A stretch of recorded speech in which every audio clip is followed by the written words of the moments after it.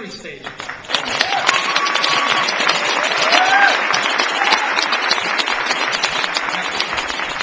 These principles embody a commitment to individual liberty, which has made us the freest people in history.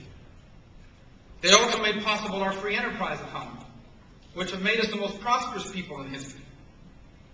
The result is in America, which is the only place in the world where it doesn't matter who your parents were or where you came from. You can be anything you are willing to work hard to be. The result is the only economy in the world where poor people with a better idea and a strong work ethic can compete and succeed against rich people in the marketplace and competition. And the result is the most reliable defender of freedom in the history of the world.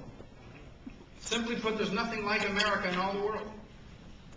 And even today, with the problems that we face, who would you rather be? Which country would you trade places with? Just remember and ask yourself, when was the last time that you heard news accounts about a boatload of American refugees arriving on the shores of another country? Amen.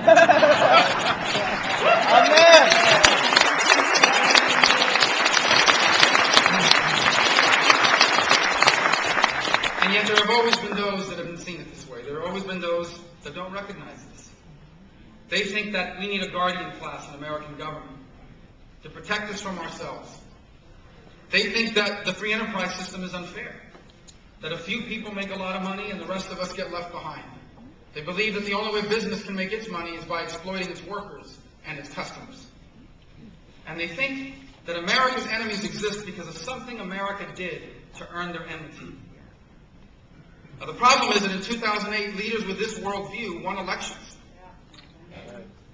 And now, they know that the American people will never support their vision of America.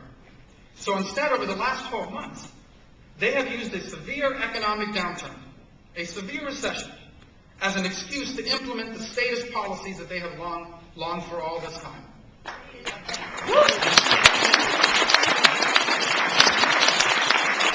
In essence, they are using this downturn as cover, not to fix America, but to try to change America. To fundamentally redefine the role of government in our lives and the role of America in the world.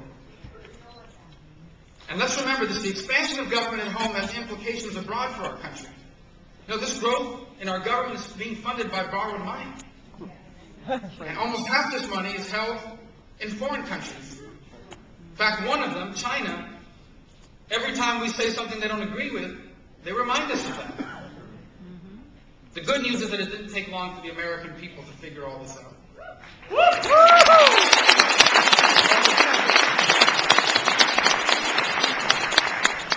And now, as we near these midterm elections, what the American people are looking for is very clear. They are looking for leaders that understand what is happening, will come up here and stand up against it, and in its place will offer a clear alternative. First, we have to understand what's happening. Leaders at the highest levels of our government are undertaking a deliberate and systematic effort to redefine our government, our economy, and our country. Now, people, as I said, all across America figured this out over a year ago. They didn't wait for their senator or for their congressman to do something about it. They did it themselves. They have taken matters into their own hands. From tea parties to the election in Massachusetts.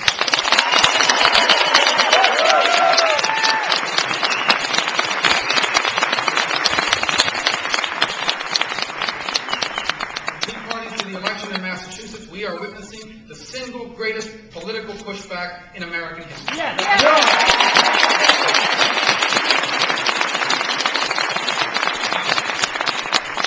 The political class tries to make sense of all this, but they can't.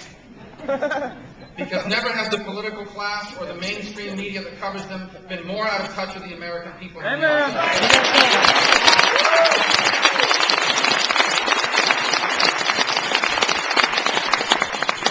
2010 is not just a choice between Republicans and Democrats. It's not just a choice between liberals and conservatives. 2010 is a referendum on the very identity of our nation. Whoa!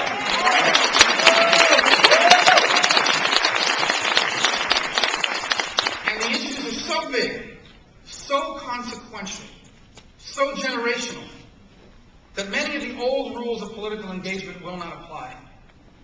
For example, a long list of early establishment endorsements will not spare you a primary.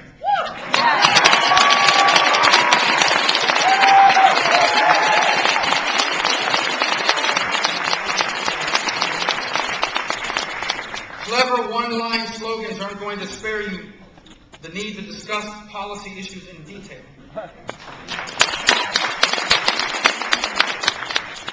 And the old, tired political attacks that worked once in the past aren't going to get you elected this time. And the reason is simple. Because people get it. Because they understand that if we get this wrong, there may be no turning back for America. That's why the second thing leaders want, the second thing that people want are leaders that will come here to Washington, D.C. and stand up to this big government agenda, not be co-opted by it.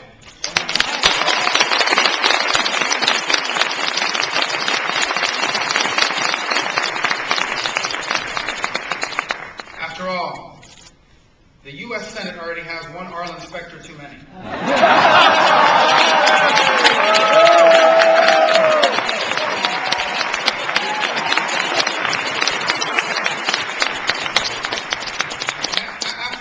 America already has a Democrat Party. It doesn't need two Democrat parties.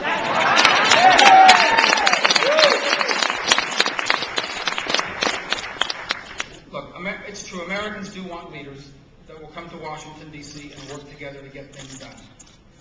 But that comes with a very important caveat. It depends what they're trying to do. If they're working to lower tax rates, simplify the tax code, they want us to work together. If they're working to get control of a runaway federal debt and annual deficits, they want us to work together. If they're working to defeat radical Islam and the threat that it poses through terrorism, they want us to work together.